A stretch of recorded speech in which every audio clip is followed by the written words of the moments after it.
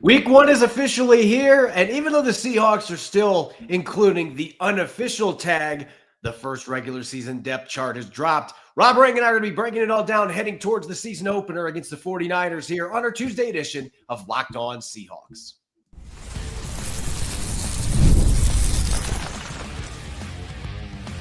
You are Locked On Seahawks, your daily Seattle Seahawks podcast, part of the Locked On Podcast Network. Your team every day. Greetings, 12. This is Corbin Smith, host of the Locked On Seahawks podcast, your daily Seahawks podcast, part of the Locked On Podcast Network, your team every day. Glad to be joined, as always, here on our Tuesday show by my co-host in crime, Rob Rang, and a special thanks to all the 12s who are listening in, whether you're in nearby Forks, Washington, or over in the land of the Vikings in Minneapolis, Minnesota. We appreciate each and every one of you for making Locked On Seahawks your first listen 5 days a week. 5 days now away from the season opener, Seahawks versus 49ers. We're going to be taking a close look at the similarities and differences between Kyle Shanahan and Klint Kubiak's offenses. And we're going to be taking a look at what's new with the 49ers on defense. And, well, it might take a couple segments to go through all the changes from last year to this year with Robert Saleh back in San Francisco. A lot of new personnel. Jam-packed episode coming your way, courtesy of our friends over at FanDuel. Right now, new customers can bet just $5. And if your bet wins, you'll get $300 in bonus bets to use across the app. Now for your lead story here on our Tuesday edition of Locked On Seahawks. The Seahawks will never release an official depth chart. In fact, I don't know that there's any teams in the NFL that do that. There are some companies that put them together for these teams, but at the end of the day, the unofficial tag is always going to be on there. Nonetheless, Rob, we're 5 days away from the season opener, so we have a pretty good idea who's going to be playing different positions for the Seahawks, who's going to be starting on the offensive line. There were maybe a few things we needed clarity on, but I don't care if there's an unofficial tag. I'm feeling pretty confident looking at this depth chart in all three phases that what you see is what you're going to get in week one when the Seahawks battle the 49ers, particularly on the offensive side of the football, where we've already gotten a little bit of confirmation this week from Coach Mike Macdonald in particular with that offensive line. Yeah, that was one of the things that I thought was an interesting takeaway from the Monday press conference, Corbin, was that McDonald acknowledged that that should there be any type of an injury to the perceived starting center Jalen Sandell, then Oluwatimi would, if there was any type of a situation at guard, then the perceived starting center Jalen Sandell would switch to guard, and Oluwatimi would jump in at center. Of course, that is news because Christian Haynes is not going to be available for this first game, and you don't want to start two rookies. Obviously, Gray Zabel is going to be starting at the left guard position. You don't want to start Bryce Cable-Dew as well. So that was a little bit of news on Monday, and it kind of bears out here when you see the first depth chart here, where Jalen Sandell, Oluwatimi, at least according to the Seahawks website, are basically listed as co-starters at the center position. I also think that it's interesting when you switch over at the specialist position, that Torrey Horton is listed as the starting punt returner. We saw some flashy plays from him in the preseason in that role. He certainly was very effective at Colorado State in that role, but I also think that it's interesting that the Seahawks stole a player, Courtney Jackson, from the Denver Broncos, and he had a lot of impressive snaps as punt returner during training camp.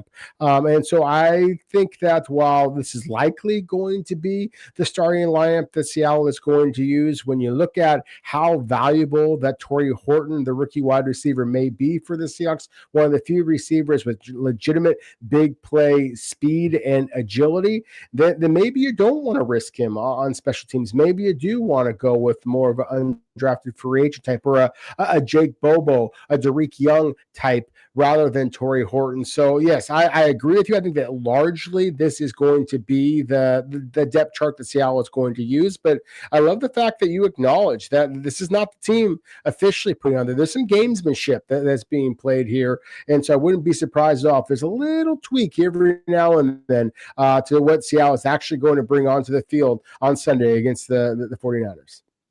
Yeah, I'm not expecting anything crazy on the offensive side of the football. Again, looking over this depth chart, there's nothing that surprises me. Mike McDonald has confirmed Jalen Sundell is going to be the starting center. We've already gotten confirmation that Anthony Bradford is going to be the starting right guard. That's been known for several weeks now at this point, especially with Christian Haynes now battling an injury that landed him on injured reserve. Torrey Horton really is the number 3 receiver here, though. I mean, unless you're thinking Jake Bobo is, I think Bobo's probably number 4. So that does make things a little interesting when we look at the special teams aspect of this, Rob, because they have Torrey Horton listed as the main punt returner with Jake Bobo behind him. So, everybody was laughing about Bobo returning punts, but he looked pretty darn good doing it, albeit with that injury that happened in the end of the preseason. Sounds like he's going to be good to go, though, for this opener. But in kick return, George Halani is listed as the number 1 guy, and then Derek Young is listed as the other kick returner. And that would match what we saw at the end of the preseason. Early in the preseason, it was Torrey Horton and Derek Young. So it looks like the Seahawks now at this point are wanting Horton returning punts, but they're going to have other guys handle the kick return duties and not have him do both, which I think makes a lot of sense when you consider that he's probably going to be playing a pretty significant contributor role in the passing game as the number 3 receiver for the Seahawks. Now, let's shift the focus to the defensive side of the ball. And anytime there's an unofficial depth chart, Rob, I'm always looking for the oars. Now, this is not as bad as the Washington State Cougars before their debut game last week. I think every single position had 3 guys with oars in between them. They just refused to say who was going to be playing what.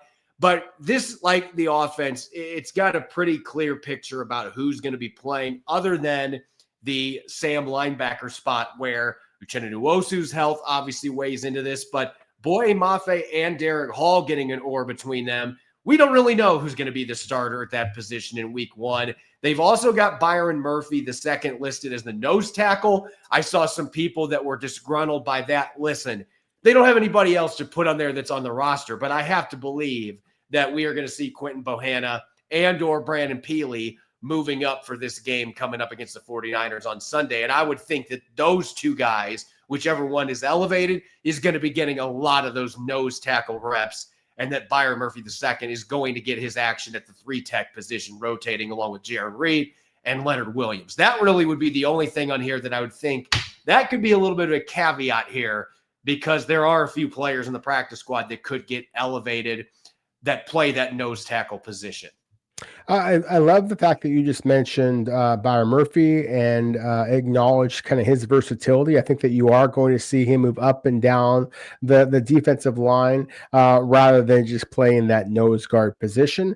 I also think that the Seahawks may wind up playing Nick Eamon-Wari a lot more than this initial depth chart as the backup free safety to Julian Love would suggest. I think that you were going to see Nick Eamon-Wari all over the field, whether it be at the linebacker position, whether it be the nickel corner position, whether it be as a drop down safety, whether it be as a traditional deep free safety. You don't often see Julian Love down in the box, but when number 3 is on the field for the Seahawks against the 49ers, Corbin, I would not be surprised at all if he is closer to the box. So again, I do think that there is some gamesmanship being played here. I think that it's easier to do that when it's a rookie. That's why I mentioned Torrey Horton a moment ago. It's why I mentioned Nick Eamon-Wari here, because there's just very limited tape out there as far as what the Seahawks are actually going to do with them.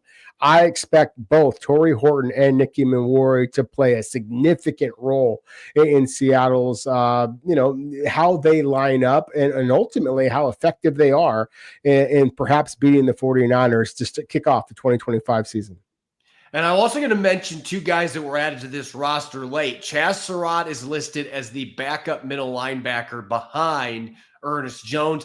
I would think if there was an injury or if Tyrese Knight was not quite ready to play in week 1, Drake Thomas is going to be the guy that steps into either one of those positions. But they've got Chaz Surratt now as their other backup linebacker. He's going to be ready to contribute immediately on special teams. And Darian Kendrick, he's alone by himself in an island as the number 3 corner and would be listed as the number 5 corner here. They are going to be getting his feet wet in this defense. And I think that he might even be a guy that they're looking at maybe playing a little bit of a hybrid role, as the Rams were trying to do with him before he got hurt last year, and they were doing some in training camp and preseason.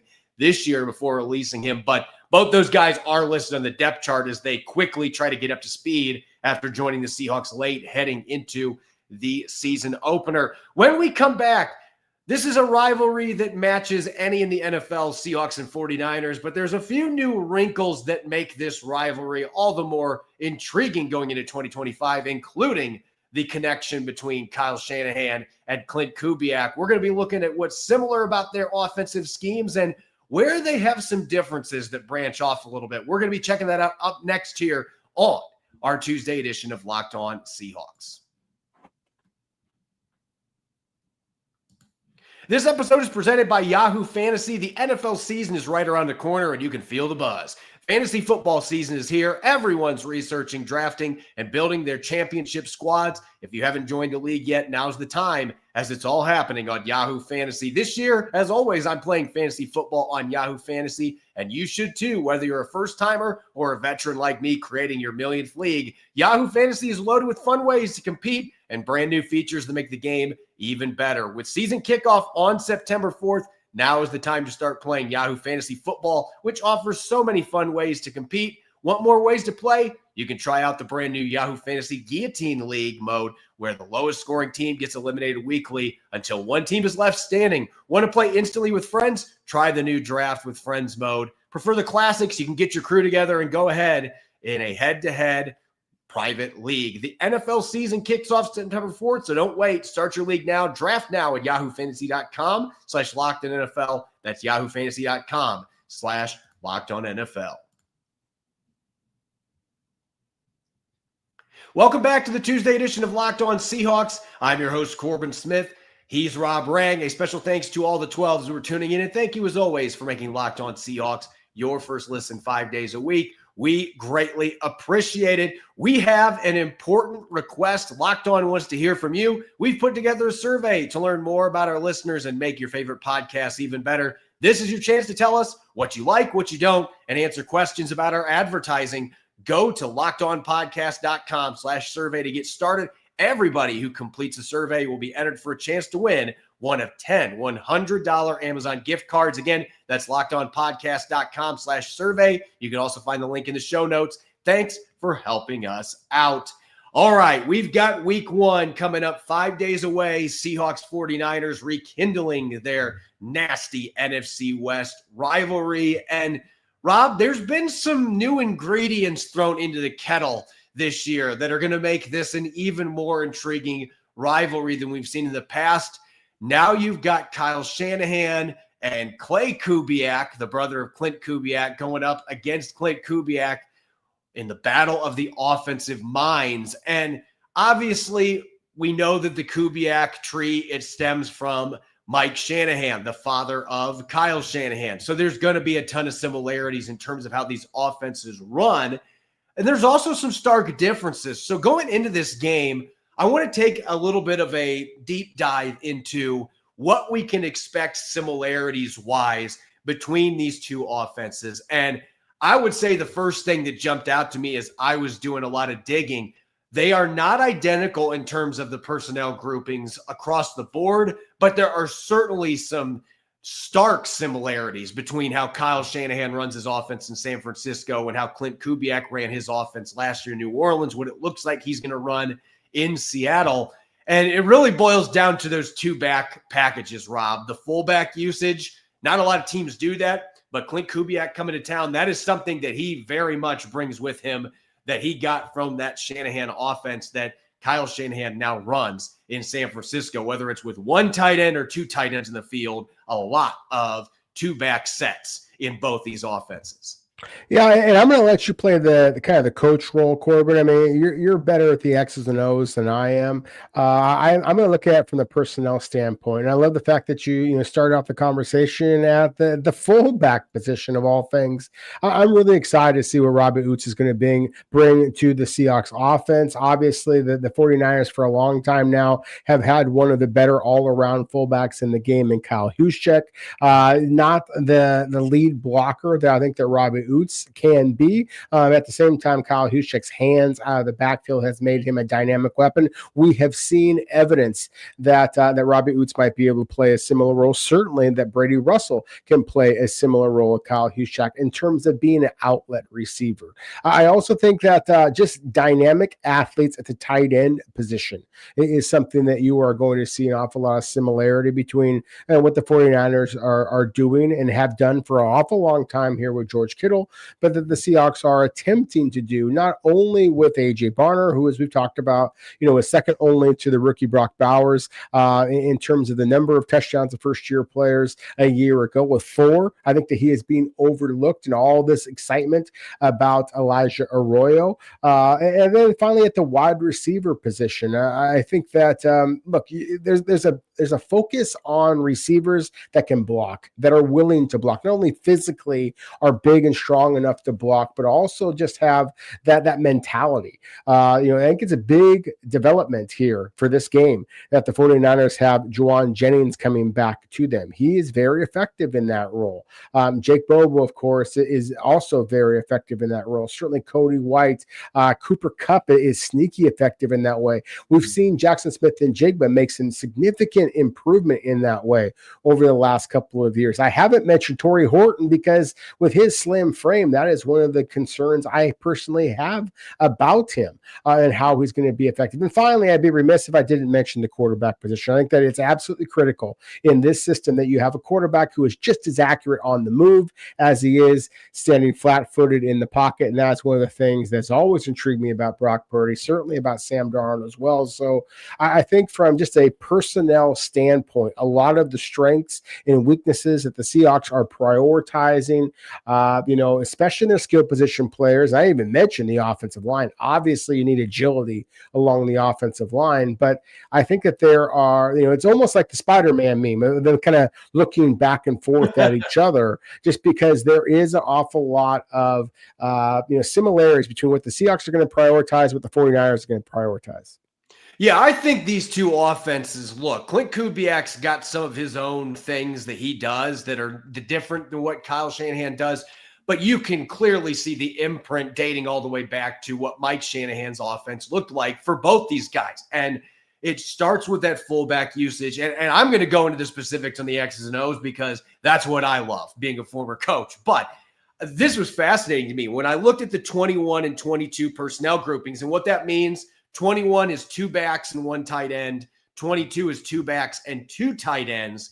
The 49ers and Saints, the team that Kubiak was the play caller for last year, they were both in the top 5 in percentage of 21 and 22 personnel usage last year. Kyle Shanahan's 49ers ran 21 personnel with 2 backs and 1 tight end, almost 35% of their plays, the most in the NFL. There was a big drop-off to Klint Kubiak at 16.1%, but that was still easily the 4th highest in the NFL.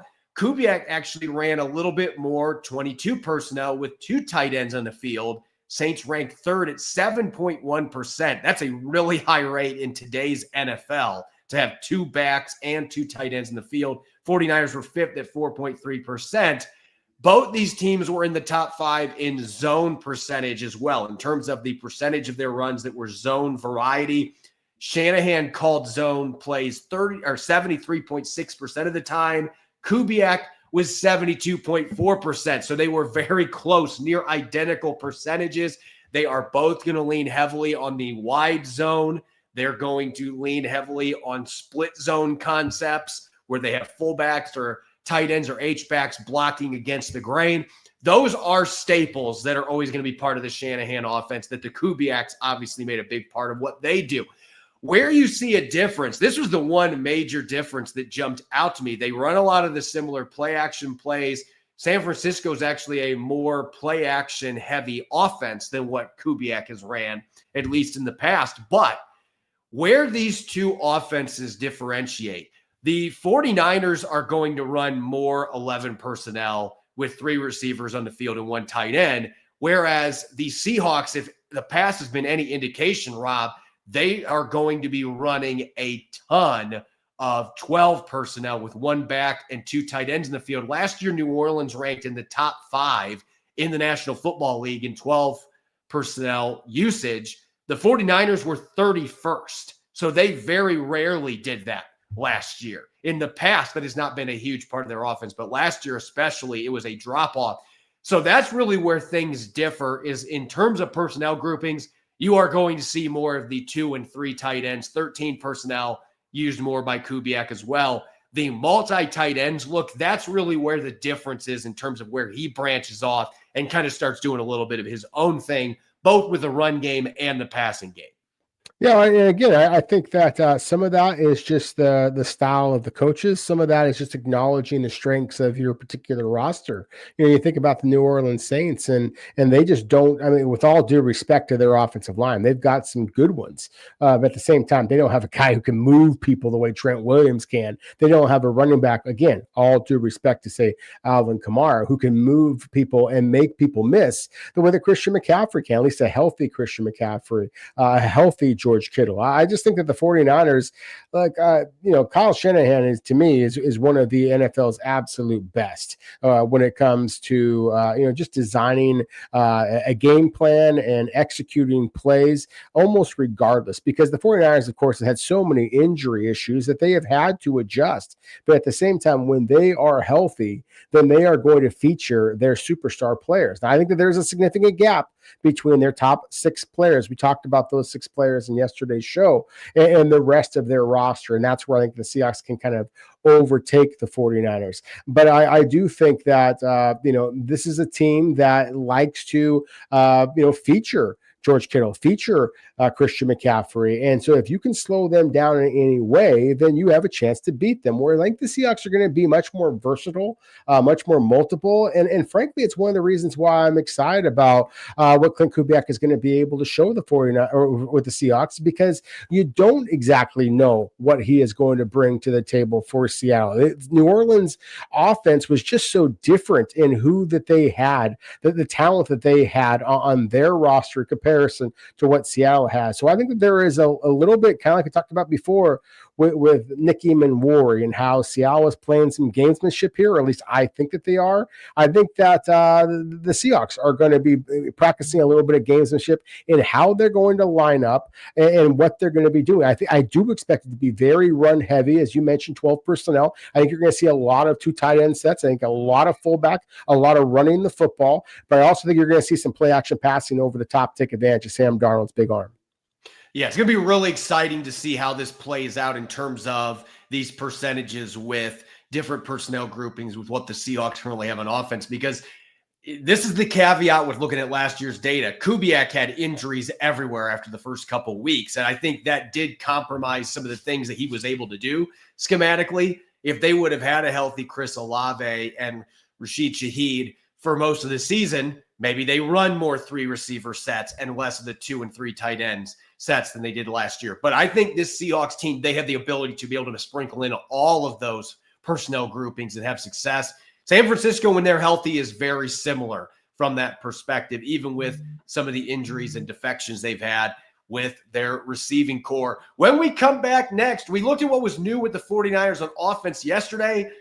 We're going to be talking about a boatload of changes on defense. It looks like a brand new defense in many respects, personnel-wise, for the 49ers. We'll take a look at what's new coming up next here on our Tuesday edition of Locked On Seahawks. This episode is brought your way by our friends over at FanDuel. FanDuel is making sure you are ready for kickoff with a can't-miss offer. Right now, new customers can bet just $5, and if your bet wins, you'll get $300 in bonus bets to use across the app. I love using FanDuel because it fits however you like to bet.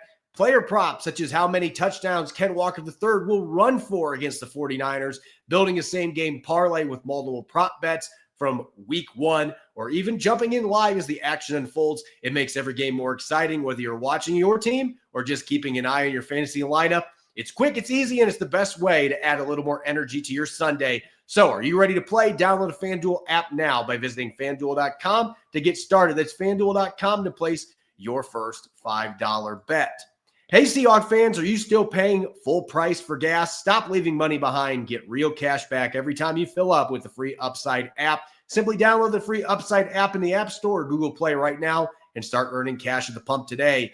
Use my limited time promo code TOUCHDOWN and get an extra 25 cents back per gallon on your first fill up. You could make up to $300 a year just for buying the gas you're already needing. At first, I thought it was too good to be true, but it's totally legit. Real people are getting paid just to make their daily commutes, and you can too. Plus, you can cash out anytime to your bank account, PayPal, or an e-gift card for Amazon and other brands. Don't let this offer drive on by. Download the free Upside app now using my limited time promo code TOUCHDOWN for a limited time 25-cent per gallon bonus. That's the promo code TOUCHDOWN. Offers vary by user and location. Go to upside.com for terms and conditions.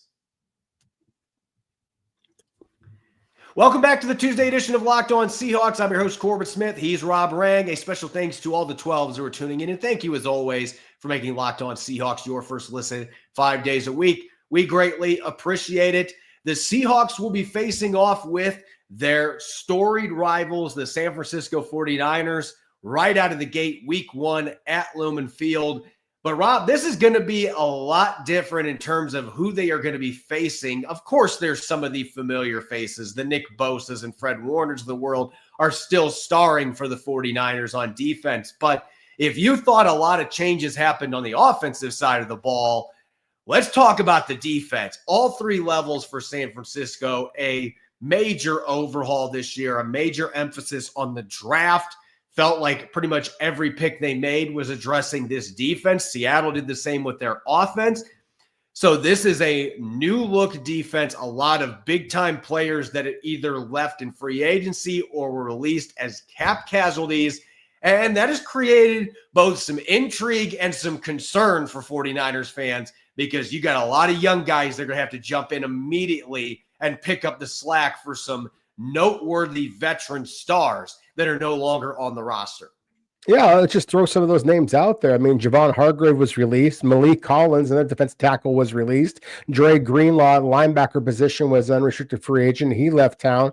Talona Hufanga, the safety, left town as a free agent. Javarius Ward, the corner. Leonard Floyd, the edge rusher, and a Seahawks killer over the last couple of years, whether it be the 49ers or previously with the Los Angeles Rams, all gone, Corbin. So, yeah, there was a bloodletting in Santa Clara over the offseason, and it did provide an opportunity for the 49ers to be aggressive in the draft. They went with one of the players that I was really, really high on, Michael Williams, with their first round selection, a defensive tackle from Texas, one of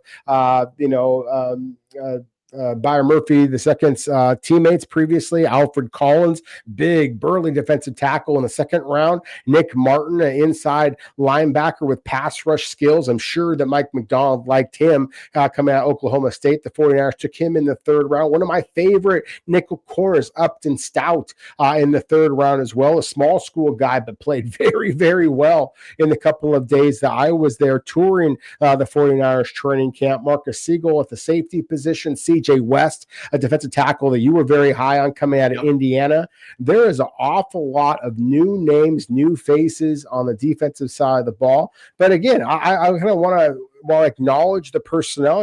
Let's just kind of acknowledge some of the coaches as well. You got Robert Saleh, of course, who was a former Seahawks coach and now is returning to the 49ers as a defensive coordinator. Gus Bradley is operating there, for the Seahawks. You have KJ Wright there. You have Greg Scruggs there. So similar to how we talked about before, the Seahawks and the 49ers are almost like that Spider-Man meme, just kind of pointing at each other and seeing their mirror image against each other. This is a Sea hockey defense that Kyle Shanahan and John Lynch as general manager have built in Seattle, and that just makes this matchup all the more intriguing, at least in my opinion.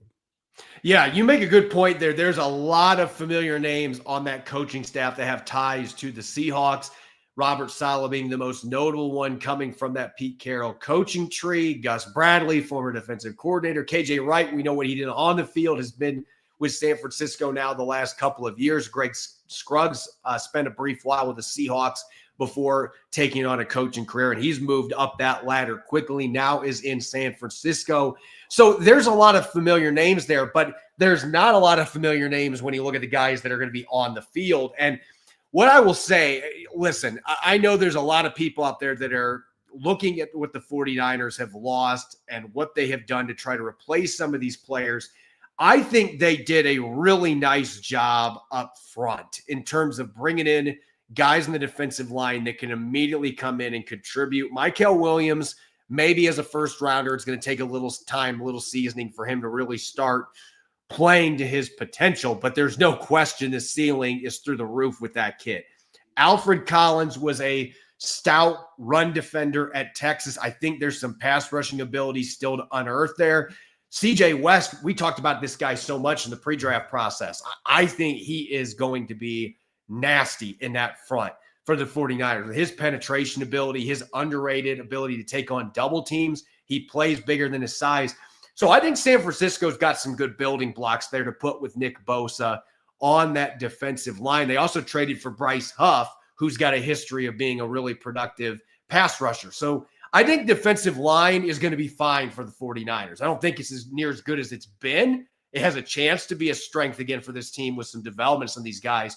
The position group that I look at that I think is ripe to be exploited, at least early in the season, is the secondary for this team. The 49ers losing Ward, losing Hufanga, some of the other players that have left in the last couple of years, they have been left with a lot of inexperienced players. Lenore being the veteran now of this group, I think is easily the best corner they have. Could Upton Stout end up being a really good nickel right out of the gate? Absolutely. But he's a rookie. He's a mid-round pick. So he is going to be tested early. And they've also got Renardo Green at the other corner position, who's had some success against the Seahawks in the past. But he's another player that hasn't played a ton of games. Safety position, right now they're listing Marquez Seigel as a rookie starter at the safety position coming out of Kansas State. So there's a lot of inexperience. And in week one, if you can give your quarterback time to throw the ball and you can get the run game going so you have some play action, that is a secondary that it feels like, at least early in this season, that there could be some major growing pains with all the changes they've had there. So I'd be game planning for that if I'm the Seattle Seahawks. Oh, no question about it. That's why I mentioned before. I do think that Seattle is going to try to run the ball, then throw over the top and try to take advantage of some very aggressive players in that secondary. One of their standouts a year ago was Malik Mustafa. He is currently out with an injury, as is the receiver position. Everybody's talking about Brandon Ayuk, and he's out. We talked about him in yesterday's show, but Malik Mustafa is proved himself as a rookie a year ago to be a tone setter, and the fact that he is out is significant. So again, I think that the 49ers have basically just kind of hit the reset button along the defensive line. I am very, very high on Mykel Williams. I think that you're talking about another Justin Smith type of a physically dominant player, maybe not the 8 to 10 plus sack kind of a guy, but as a guy that's going to be very difficult to move off the line of scrimmage. And as we talked about in yesterday's show, Corbin, the very first thing both you and I talked about as far as if the Seahawks are going to win the NFC West division, they've got to be able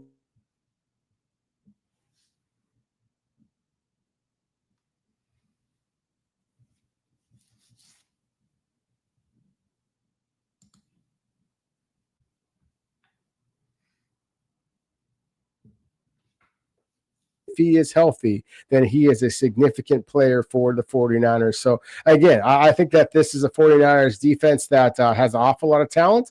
They are very young, but at the same time, anytime you have a Nick Bosa and a Fred Warner, then everybody else is basically just kind of the cake. They are the frosting, and it's good enough to give Seattle and its fans a bad case of diabetes, if nothing else. Yeah, they do have a couple guys that have been on the roster that have been backups the last few years that I think have a chance to step in and be really solid starters. D. Winters at linebacker, I think, is a capable replacement for Dre Greenlaw, a different kind of player. He's not going to be the tone setter that Dre Greenlaw was, but he's a really good coverage linebacker. So I think he is somebody that can step in and be a solid starter for them. And Renardo Green had some good moments last year for the 49ers. So maybe he ends up being their new number one shutdown caliber corner in time. But there's a lot of questions on that back half of the defense, and going to get some answers on whether that group is going to be ready to handle that challenge or not going up against the Seahawks on Sunday in the opener. As always, you can follow me on X and Blue Sky at Corbin Smith NFL. You can follow Rob at Rob Ring. Make sure to subscribe to Locked On Seahawks on YouTube or wherever you listen to your podcast to make sure you don't miss a single episode. And all of our valued Seattle sports fans, make sure to check out EmeraldCitySpectrum.com. We've currently got 2 contests going on to win Mariners tickets as well as Huskies tickets for this upcoming Saturday against UC Davis. All you got to do to be entered in for those 2 contests is subscribe either on an annual or monthly plan before the end of the day on September 4th on Thursday. So make sure to check that out. We'll be back with our first matchup Wednesday of the new season coming up tomorrow. Make sure that you listen in and enjoy the rest of your Tuesday. Go Hawks.